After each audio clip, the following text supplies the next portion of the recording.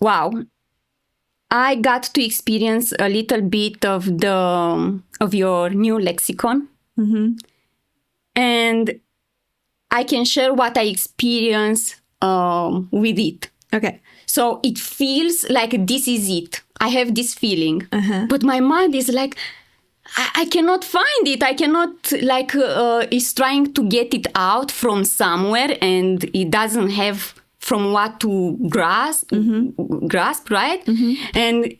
And I remember I was talking with you and then my sentences were ending like, like a question, you know? And you were like, oh, you have many questions. Welcome to the Driving to the Rest podcast. This is Inelia. And this is Larry. Just a quick note. If you're hearing this, you're on our free feed, which means you'll only get the first part of this conversation. To access the rest, go drivingtotherest.com and subscribe to the Wisdom Keeper Hour. Join us and our expert panelists for detailed insights and the after party where you're invited to join in the conversation. Head over to drivingtotheres.com and become a subscriber. Your subscription keeps this podcast ad-free and helps us keep the lights on and maybe even get a decent cup of coffee. More importantly, it connects you with a community of passionate wisdom keepers like yourself. So if you're ready to go deeper, join us at drivingtotheres.com and support the journey.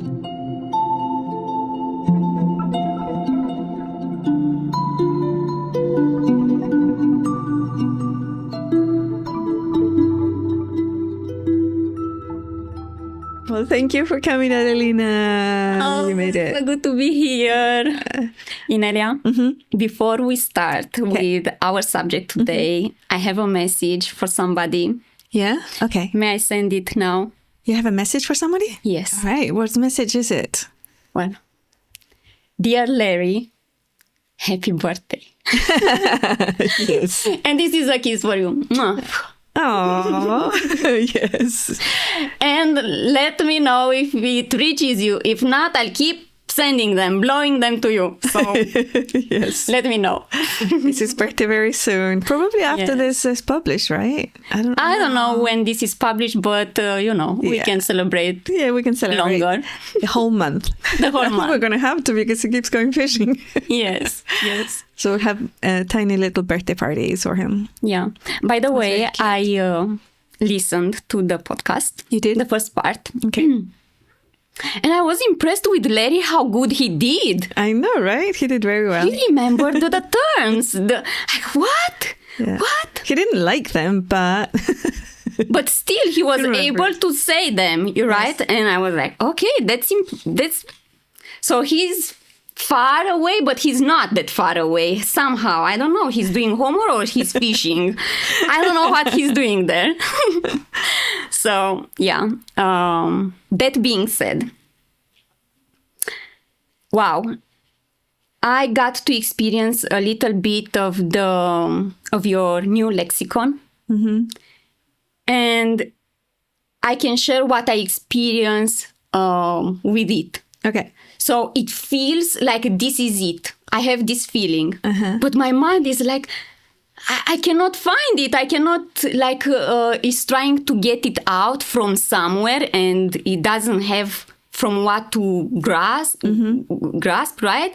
And I remember I was talking with you and then my sentences were ending like, like a question, you know? And you were like, oh, you have many questions. And then I was thinking, oh, yeah, everything sounded like a question because kind of it feels true and right. But then my mind makes me like doubt. So what is happening here? But anyway, I guess it's just a way of practice the words and get a grip of them. I don't know. Yeah, I Using think it's them. also, I think it's a little bit mechanical also. They're creating new synapses in your brain so that radio can then dial into that radio channel, you know? And it can be received, that radio channel can be received with your brain. Because the brains exist, but it's not how, at least I was taught, right? That brains contains all the memories and everything. No. It's more like a radio receiver and sender. And if you're not tuned in to something, then you're not gonna quite hear it or grasp it. So I knew this with frequencies, but when we talk about words, Yeah. is it the frequency behind or what? I don't really understand. It's like familiarity also plays a part in it. Mm-hmm. So, for example, if we use words strung together a lot of times, then we know what that means without even thinking about it. Mm-hmm. But if we put them in a different order, then it's like, wait, what did you just say? Mm-hmm. Right? Yes. So yes. It's familiarity too. Familiarity. Mm-hmm. Mm-hmm. The discourse that you're compatible with. Yes, exactly. One more thing before we go into the discourse. Okay. One more thing about language and your lexicon, new lexicon. So I found it interesting in the first part in your conversation with Larry, when you shared, or at least my understanding, it was that language shapes how we create our reality. See that? But, I can see my sentence now. Question mark? Question mark? Yes. But I was surprised when Larry gave that example with the Makah tribe. No, it was the Alaskans. Oh, the Alaskans. Mm-hmm. Yes. The Alaskan tribes will have so many words for snow, like so many. So I guess that's because it's important. It's it is there. Right. But then what about the the evolution of the town? I think Larry was talking about the Makah tribe, that they didn't evolve to build more. Yeah, that's what I brought in, And do in a way evolve, it's considered nowadays. Now civilized. Civilized. Yeah, that's something I brought in. It's like when I was in school in England, we were taught that way. We were taught that the northern countries were civilized and they had like buildings and castles and all these things because it was very cold. So they needed to develop the technology to stay warm and have food in the wintertime and all the things. Mm-hmm. And in Africa, and they literally said they were running around grass skirts at the same time because they were warm and had plenty of food and everything. Mm-hmm. But over here, it's the same weather, but the Makah tribe were running around in cedar skirts, right, at the same time until the Europeans arrived. Yeah. Mm-hmm. This makes me think a little bit of Romanian language. And you also mentioned German, and I'm thinking, well, when you look to our culture, I can see in Romania, I mentioned this in our previous podcasts, like houses are very strong, like solid and last many years. Gates and fences, and it's like everything is solid over there, and this is what you find also in Germany. I've never been there, but at least this is my impression. Yeah, I've been there. It's like that. Yeah. So could be also when you speak in Romania, it's also kind of a strong language, so to speak. Also German, of course. So maybe I can see how this relates, maybe? The language, the form of expression through language and... Like in the way of people building and creating their reality around, like physical reality. Yeah. There's so many variables, you know? There's so many variables, and that's just the history we've been taught anyways. So where's the... what is actually there? And then we can go into the larger earth, Tartaria, and cities of Tartaria, and then now they're called European cities or whatever, you know? So we can have a lot of different discourses around what could create a reality. Okay. Yeah.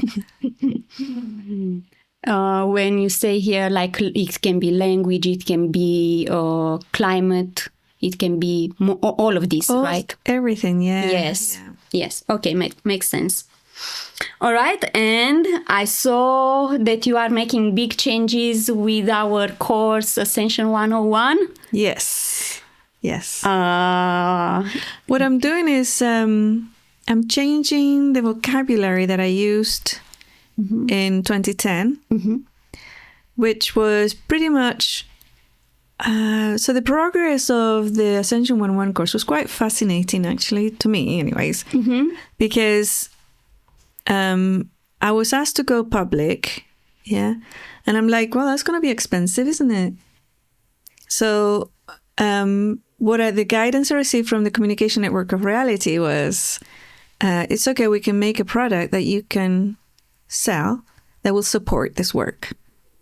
Right. It will support you being public. You can travel, you can do this, you can do that, and publish things, have a website. None of that is free, even though people think, oh, yeah, I want everything for free. They go to a website. Somebody's actually paying for that. yes. Right. Yes. So I thought, okay, I'm all ears. But before that, I had been guided to spend the whole year giving sessions, oneness sessions. And I'm like, okay, it's like, I'm not actually sure why or whatever, but let's do this. And it was because I had no concept and no real idea about the human condition. So in order to deliver the message of empowerment, I needed to understand what wasn't empowered and what was empowered, or how did people see that, and all the things. Oh, wow. You started from zero. Yeah, because I didn't even understand why people would hold on to pain, right? Why would people suffer? I don't understand. Or why would bodies go into trauma, even though conceptually and soul-wise, you're like, it's fine, it's gone. But the body's like, freaking out. Yeah. So there was a lot of stuff I didn't understand. And then there was also all of that human condition I didn't have answers for. And I didn't know why people were so disconnected from themselves, their bodies, their souls, or minds, emotions, and the environment. I didn't know how to address any of that. So this information came in, and I pretty much just sat down and I wrote it all. Like, I would ask questions about it, and then I look into that communication network and I see solutions and tools, and I would bring in the simplest ones to use. Yeah. And then I created, I called it Ascension 101, and I used language that was popular at the time, right? And could be understood. And people who had never, ever done any spiritual work or awareness work, none of that, thought it was fantastic. And then people who had been doing spiritual work for 50, 60 years, fantastic, is what they were waiting for. So I thought, okay, we hit the mark, right? And sure enough, it paid for lots on the website. It paid for travel to Europe to do events and all sorts of things. It really supported that work that I was requested to do. And then it stayed there. It's been there for a long time. Sometimes people will use it. Some people, mostly there's no new sales or customers that take it, or practitioners who use it, new ones.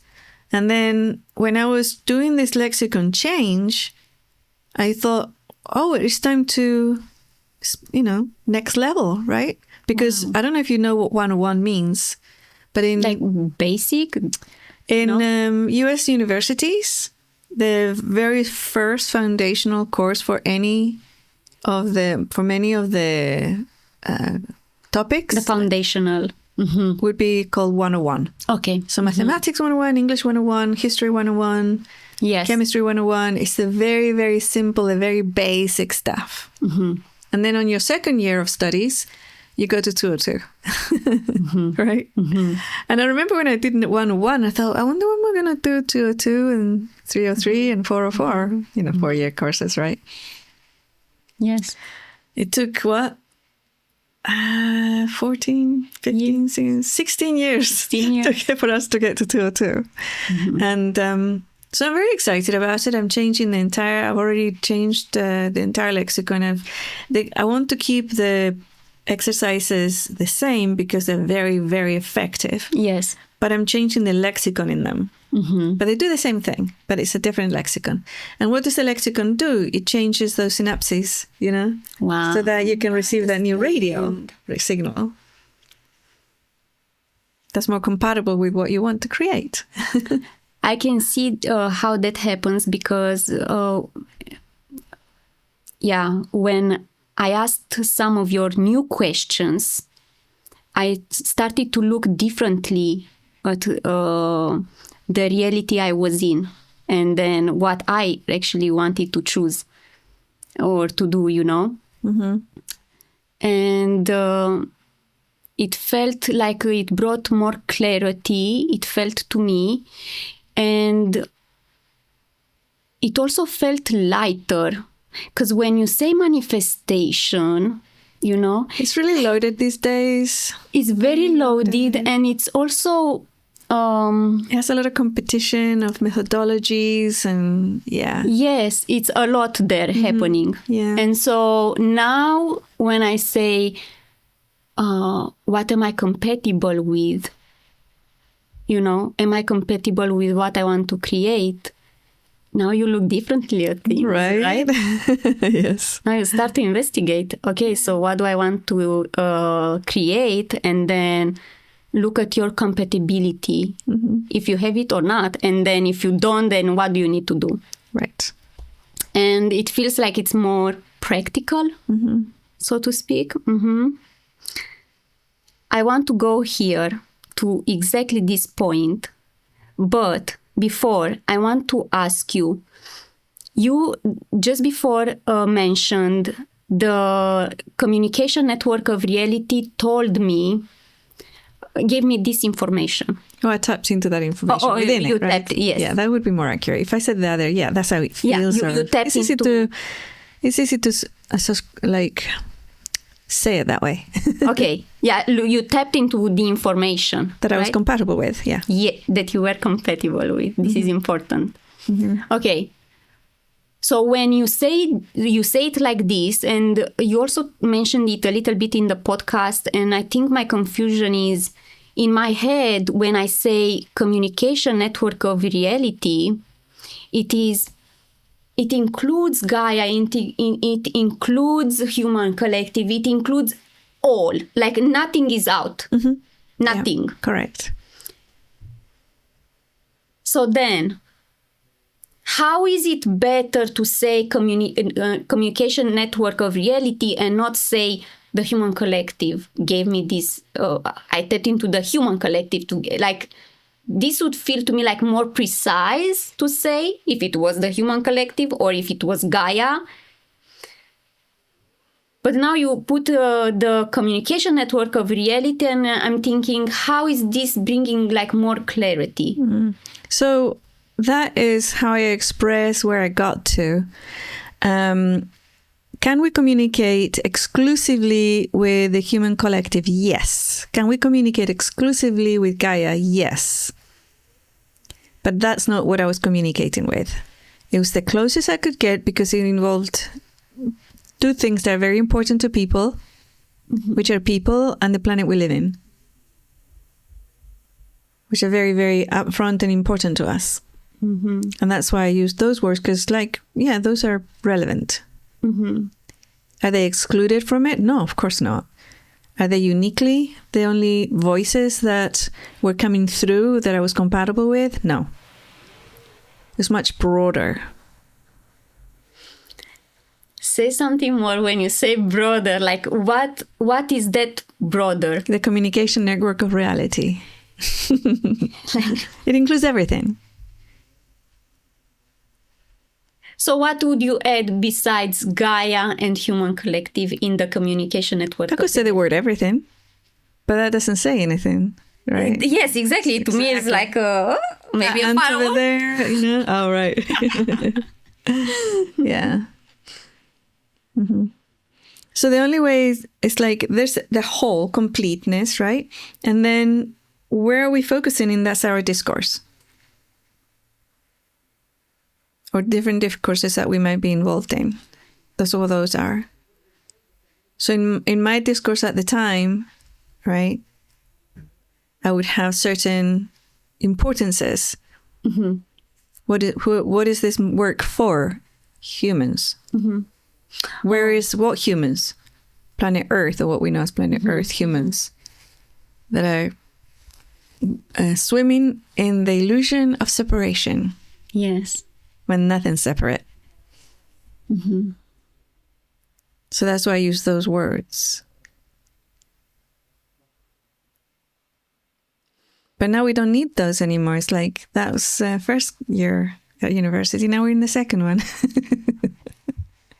Now we can go a bit further because we've already played with those ideas for 14 years, 16 years. Mm-hmm. And now we can step up and say, okay, yeah, I understand that. What more is there? Well, I guess that's my question. What more is there? Well, the entire universe, right? The universe, Yeah. everything. Mm-hmm. Mm-hmm. All right. Is there a date for the new upgraded class? We do have the Ascension 101. You have to ask your husband. I can't remember it. But we have reached the midpoint. Okay. So all of the text is done. The next part is me recording it, Okay. right? And then doing the exercises, recordings, and that. Mm-hmm. So Okay. we're So halfway through. work in progress. Work in progress, yeah. All right. Well, I thought of a name. What occurred to me was Ascension Dojo. But, I know you asked for more titles, opinions. Yes. Maybe I think we're talking about different newsletter. So yeah, this is Inelia Signal. Yes, that's Inelia Signal you've been referring. Yes. So with regards to the podcast, Yes. that people won't know probably what that means or why we're talking about it. Yes, right? probably. Mhm. Yeah. Okay. So coming back to the article, right? You said here, reality is an ongoing discourse composed of threads of connectivity, what I call the communication network of reality. Mm-hmm. And at the end, you asked if we knew what the threads of connectivity are. Yes. So do you? Well, what comes to me, the way I understand them is like cords of connections. Mm-hmm. Is that it? Cords of connection. You just said threads of connectivity. Come on, you can do better than that. Threads of connectivity, or yes, let's not go back. Threads of connectivity. But you just changed the word. So what are threads Yes. of connectivity made of?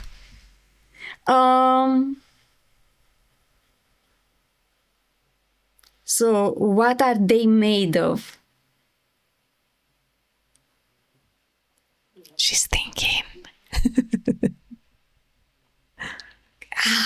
No? I don't know what they are made of. Can you describe them for me? To me, it feels like connection to anything. Okay. It can be to anything. Okay. So if there is a connection, What is a established- connection? What is an established connection? Describe an established connection to me. So now we have a connection. So, We communicate. how? In this moment, verbally. But Okay. So what is the connection?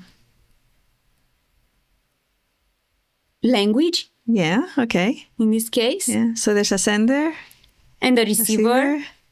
and a medium, Mhm. and data. Yes. What is that? Communication. Yes. And what is that? And what is communication? It's a thread. It's a thread. So threads are made of communication. Yes, yes. So Yeah. threads are made of communication. Yeah. So communication exists because there is connection. Well, what? What did you just say? Okay. I was just thinking about these threads of connections. Mm-hmm. and that they are made of communication. All right. Let's just stay leave it there. there. Stay there. Let's stay there. Let's stay there. All right. And then you also put here 2 questions. Like the new questions, you went from how do I manifest what I want became what reality am I presently compatible with and how can I change it? Which is exactly what we touched before, and now we are back to it. So now the question became what reality am I presently compatible with and how can I change it? And maybe I can give an example from my life. Sure, let's go. Let's do it. Okay, let's do this. So for example, for many years, I was interested in channeling. And then I got to a point that I could practice, and I practiced for maybe a couple of years as a channeler. And then the 26th day came. 26th of January. And then you told me that you saw a red flag there with my source, which was a gray alien in that moment. And when you said that, it was like, uh-oh, so no pristine energy there. I was like, okay, this needs to stop. Right? And then I said, okay. So for somebody listening in, yes, they would think that you were very happy doing something that you love for 2 years, and then I say there's a red flag there and made you very unhappy and you gave your power away and you decided to stop. Is that what happened? Oh, no. No. What happened? Actually, that's how it sounded like. Oh, yeah. Okay. If that sounded like that, no. I also shared before in the other podcasts, but we had a conversation because it was the reason why I came to talk with you on the 26th, right? And clarify with Larry a misunderstanding that we had. Like I filtered what he said through my rejection and my low frequency programs. Your discourse. My discourse by then. Yes. And then that got clarified and I could see like, oh my God, I'm running these programs. Because we wouldn't play with that discourse. We didn't enter your discourse, did we? Yes, exactly. You didn't. No. But I was running it, right? Right. And then, because you didn't enter it, I was also capable to see it. Right. That's how actually, because I came to see it, right? Yeah. You want the clarity to be able to see, understand in things. the conversation, I got the clarity. Oh my goodness. Actually, this is what was happening. It was me I was running these thoughts and these programs, right? And from there, the misunderstanding. Right. And then we looked at this thing with the channeling because we started to talk about mission and purpose. And it became pretty obvious because I was running these programs and everything, like low frequency. It was like, what discourse? Now I'm asking this. By then I didn't ask this question. It was different, like what discourse I was part of, right? Yeah. So then we saw those red flags in the conversation again. They surfaced. I'm doing a little experiment or a little input there when this is a great example to use it in this moment, right? Yes. So you know the words, the light within rises and becomes form, right? You're familiar with those. And you use them? Yes, sure. Right. So that's a discourse. Yes. The light within rises and becomes form is a discourse. We have language, we have meaning, we have a history, we have patterns, all that. So you said you were running a program of rejection. Yes. So you could say the rejection within rises and becomes form. That's the discourse you were running. And it's like, ew, right? Yes. Doesn't it feel ew? Yes, indeed. Exactly. So when you see that, and that's what we're talking about, what emerges, what is discourse bringing forth? That's what it means. Do you see? So if you're running one of those programs, what's it bringing forth? And when I find myself stuck in one of those discourses, it's like, the stress within rises and becomes form. Then I go, ew, no, I don't want that one. So I move it to the light within rises and becomes form. And eventually I feel myself stepping out of that stress discourse and into the one I want to be compatible with, which is stress-free. Oh my goodness. I so much love this. And it never occurred to me to say, so when I'm in a bad moment, let's say stressed, it never occurred to me to say the stress within me rises and becomes form. Mm-hmm. Because you now see it, right? You now see it, yes. And it's exactly what your discourse is creating. I don't want this discourse. Exactly. Stop it. Stop it, friends. Stop it. Right? Yeah. But let me tell you something. So, in one of our study groups, I was practicing with Melanie. Mm-hmm. I don't want to... This is like a parenthesis, and then we go back to the example. Okay. I was practicing with Melanie, and then what came to us, to her actually, she came with... she said, I think it was the joy within me rises and becomes form. Mm-hmm. And it felt like it instantly made us like smile with a big like ear to ear. Nice. And feel like so much joy and bright. Brilliant. I love it. And I was like, wow. Yeah. And we were so happy. Mm-hmm. And then in our next gathering, we were again doing this, mm-hmm. right? And then I felt like the love within me rises and becomes form. And she was like, oh my God. Let's share this. This is so awesome. Fantastic, right? Yeah. And it reminded me of, I don't know if you remember, but we had, so after our 26th day, we had a call on Walk Me Now. Mm-hmm. And Hanuman showed up. Yeah, and the message was the same cards. Yeah. And one of them was Hanuman. And the message was open your heart. Mm-hmm. But when I said the love with me rises and becomes form, my heart, I felt like my heart opened. Yeah. So I said, oh my goodness, this is a way to open your heart. Yeah, exactly. I felt like that, right. you know? Mm-hmm.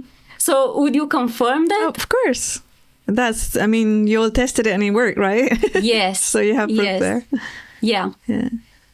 But it works both ways. But now we add to that. So yes, if we are in a bad situation, mm-hmm. in a situation we don't want to actually co-create, then put that in. And then it's like in your face. It is. It totally is. It's a way to stop it, right? Yeah. Stop it and then... Yeah, it's literally what is this discourse creating? Mm-hmm. Mm-hmm. All right. Back to the story. Okay. We had the conversation. Now it's not a moment like to... because the conversation was very it was a few hours of conversation. Mm-hmm. It's much to put in words here. Right. But we had a conversation. And in that conversation, I could see... the rejection was rising and becoming... Yeah, the SHIT just got like everywhere. You know the expression when the shit hits the fan? Yes, I've heard of that expression, yes. Well, the visual of that, I think describes kind of... what your life was like. All right. Oh boy, yeah. So, but hey... Now, at least I could see it because I was not aware of it. Exactly. That's, important, right? It's important, yes. Mm-hmm. You run it and you don't know it, and then you create from that, and then you wonder, why am I here? Well, Yeah. yes. So I got to see the whole thing, and then I said no. Right. I need to take action here and solve this thing. Right. And then it followed. I started to do processing and all the work that followed. And I got out of that discourse. You did, for sure. I did get out of that discourse, and then it was still that day that Mahavata Babaji showed up, and he offered a thread of connection. Right? He offered connection. Yes. So I can call that a thread, communication. Right. Right? So now the question became, how can I become compatible to this thread of connection, right? And so, well, it was not that hard to see that there was like work to do. At the moment, it was like work to do. Okay. Yeah. So I took responsibility. I started the work, applied the tools, and, day by day, diligently, step by step. If it was small or big, it didn't matter. It was there, something done every day. And now I can say that I am more compatible with this thread of communication. Right? Well, that's your words, are you? That's how I feel. Yes. Excellent. That's brilliant. I love it. So would this? I feel this example illustrates what it means to be in one discourse, become aware of it, become aware that this is maybe not what I want to create. Right. I want something different. And then so you get out of it. How do you get well? Yeah, the previous discourse had you absent and very defensive and distant from people. And have you found any differences in that now? Right? Oh, yes. You are not the only one that tells me this. There were several people saying this. Yes, the relationship changed. I'm closer to people. Yeah, and you even revolutionized your relationship with your mother. And yes, like an update with my mother. She continues to stay strong and healthy, even after another check with the doctor and everything. So it's fabulous, and the relationship is very good. Yes. So it's like evidence throughout.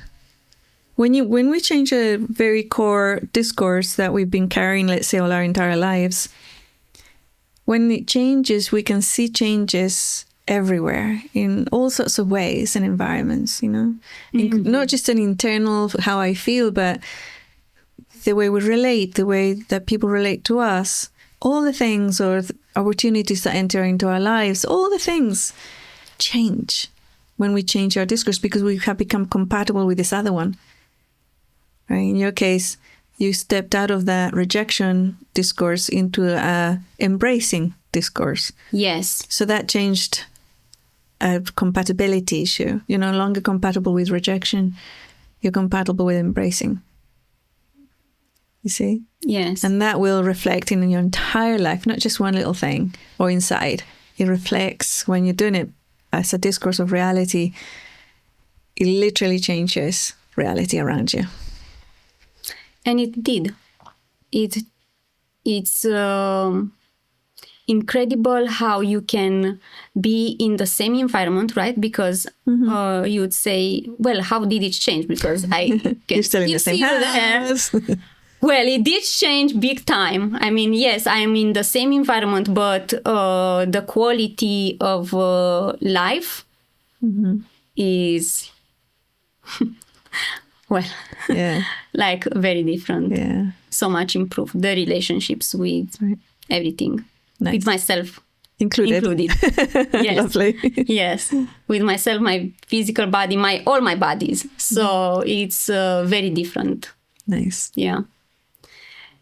So this, I think it was a good example of how you identify and then take the steps that need to be taken, right? To get out of a certain discourse, right? I would say maybe first you make a decision. Do you want to keep the one that you've identified or do you want to change it? And we're all adults here. There's no children listening to this. So adults, figure it out, right?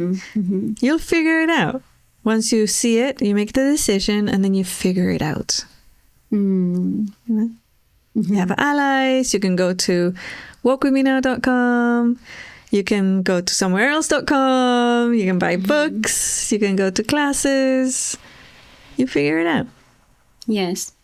So there was a discourse that my mom carried that she was a tone deaf, which means you can't hear tones. So when you try to sing, you're all over the scales. You cannot sing properly. Oh. Right? She had that thought Discourse. about herself? Discourse? Yeah. Okay. She had a discourse that she couldn't sing to save her life. I mean, she was awful, really bad. But she loved music. And she'd learned how to play the guitar in the 70s. And she'd play the guitar all the time and she would sing and it was awful. Right? Her singing was awful, really bad. And she wanted to be part of a music group that we were creating. And she wanted to be the main singer. And she couldn't sing. So I would stand behind her and I would sing into her ear so she could follow, right? But she couldn't do it. Even then she would lose the tone and everything. It was pretty bad. And so that was the discourse. She's a terrible singer. She's tone deaf. So she took action. She went to music classes and singing classes and a guitar lesson class. She took these classes. After about 2 years, I went to visit her and she said, I want to show you something. I said, what? I'm going to sing you a song. You remember this song? She picked up her guitar. She started playing the guitar like she usually did. And then she started singing. And I was like, oh, here we go. Oh my God. She sang like an angel. Beautiful, in tone. She did it. And it was wonderful. And I'm like, I am the opposite to tone deaf. I have perfect pitch hearing. So anything that's out of, like even a tiny little bit out of tone, right? I can hear, which makes it very difficult for me to learn musical instruments because when you start learning musical instruments, you don't get the notes right. So it's very painful. It actually gives me a headache. So, but she was in perfect pitch. Perfect. And it was beautiful, and I could not believe it. Says, how the hell did you do that? How you can sing now? And she just giggled. She says, I know I couldn't sing before, but I did this, and that. What did she do? She changed the discourse that said, I cannot sing, and I'm tone deaf. Something that she was told since she was tiny. And she changed it by going to classes, becoming good, doing her homework every day, and she got it. She did those new synapses in the brain that put in the tones with the voice and hearing and all the things. And she was able to sing. And also the voice singing exercises and lessons, right, allowed her to get there. She changed the discourse. I have a question. She was born that way or she got the belief from somewhere? Irrelevant. I was born with a heart condition that was going to kill me in my early 20s, probably late teens. Born with it. Right? At 18, I changed it. And I have a perfect heart. So it's irrelevant. Are you born with it? Learn it afterwards? Doesn't matter.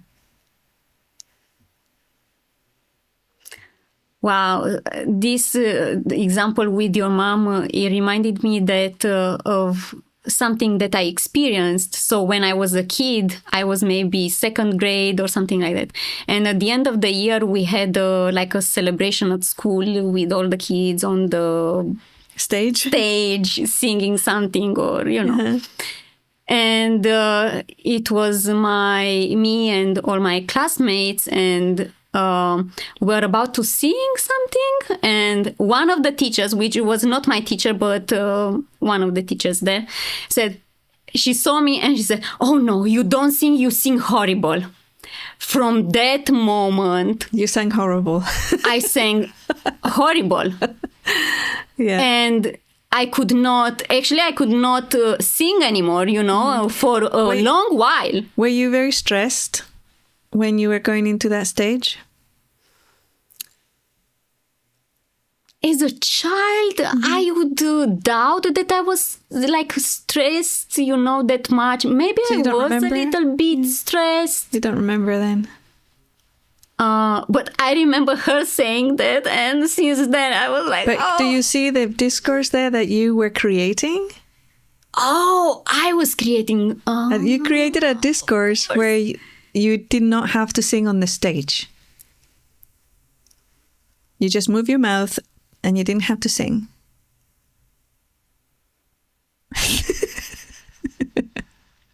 So wait a second. So because now you make me aware, of course there is a co-creation there. Of course. I was part of it. Mm-hmm. Yeah. Yeah. You see, when somebody says something bad, it's their fault. It's not you. It's so easy to fall for this I one. know it is, yeah. All right. So let's see what happened here, actually. So I was co-creating this with the teacher. Mm-hmm. Because maybe I was running a program, like no singing on the stage. Or it was a discourse that was presented to you and you decided to adopt it. Another kid would have laughed and sang even louder than everybody else. Do you see? But what were you running at the time? Rejection. Yeah. So what are the discourses that are going to be presented to you when you're running a very strong rejection program? Oh, I filtered even that through rejection. Of course.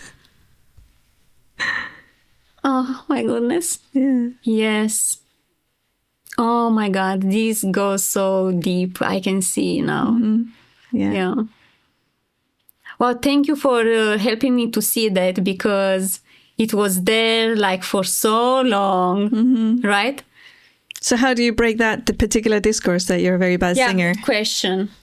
and you mustn't sing? Yeah. Like, How do you break it? well, I see it now. I don't want to be part of that discourse anymore. And so I get out. Maybe What? take some singing Maybe lessons? some singing lessons. There you go. Join a chorus. Yeah. A choir, I mean. Yeah. Mm-hmm. Not chorus. A choir. Yes. Somebody made me now interested. Creating a choir. There used to be a choir at Walk With Me Now, actually. Many, many years ago. There was. I don't know what happened to it, but there used to be a choir. In Walk Me Now? Yeah. Pretty sure there was. All right. If one of them hear this, If it's still going, or maybe you can form one. or maybe I can form one, yes, and just... It's really difficult to do a choir over internet, as you know, when we sing happy Oh, birthdays. But sounds- it's probably doable somehow. Yeah, you probably only have to join one over here in the Olympic Peninsula. Yes. Take some lessons, join a choir, and then you break that discourse. Yeah. Wow. Yeah, I want to break that one. It stayed too long with me. Yeah. Yeah. Oh, okay. And join this other discourse. I can sing on any stage. There you go. Yes. Yes. All right, then. Oh, thank you so much for that.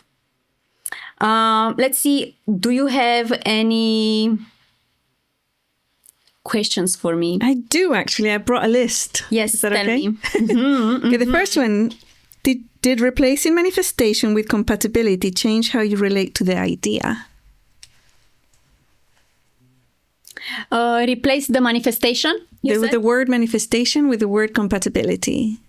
Yes, for sure. I mean, it changed as I said, when I say manifestation, I want to manifest something. It became loaded for me because there are so many things that I've tried to manifest and didn't manifest. Okay. So because of that reason, it became kind of, it's hard. Right. Right. But now when I say, am I compatible with this? This sounds playful. It's like, let me think, let me search, let me investigate. Right. Yes. And so this puts me in be proactive instead of just already becoming overwhelmed. Nice. So yes, it had huge change and to the better, Yeah. All right, we're keeping that one then. Which part of the article made you stop and think? Well, it was, I'll say these questions that we already talked about, and I gave this example, my personal example. So how do I manifest what I want? That became, what reality am I presently compatible with, and how do I change it? That made me stop and think about it and see how I applied it, right? Yeah. And made a huge change in my life. Right. And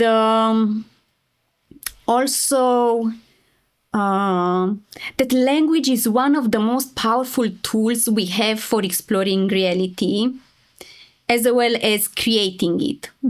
And Inelia. Yes.